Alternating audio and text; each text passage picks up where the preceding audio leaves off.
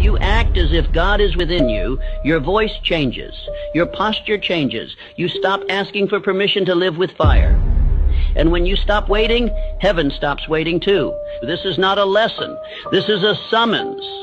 If you are hearing this now, it is because something in you is ready to rise. You have waited long enough. The silence you feel, the restlessness inside you, it is not confusion. It is a call. A divine order echoing from within, commanding you to stop living like you were forgotten. You were not made to shrink. You were not placed here to drift. You were sent, and the one who sent you does not apologize for power.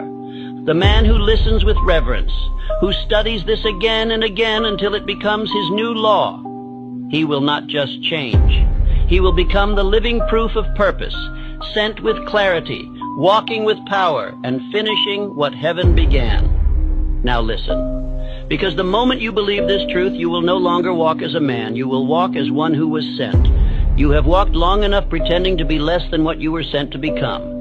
You have bowed long enough to fear. You have hesitated long enough in the shadow of doubt.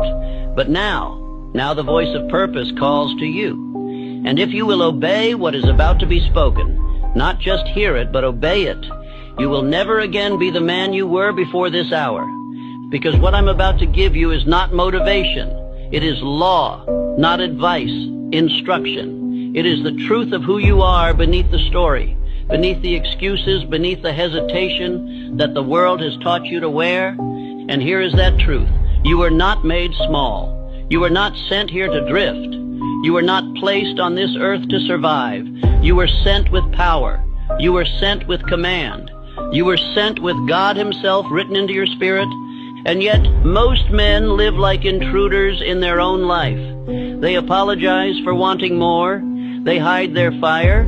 They speak with hesitation, act with delay, and wait to be approved before they move. Not because they lack ability, but because they have forgotten who sent them. And the world prefers it that way. Because the man who walks as if God is within him, that man cannot be controlled. That is why this truth is not handed out in schools. It is not printed in the headlines. It is not celebrated in public.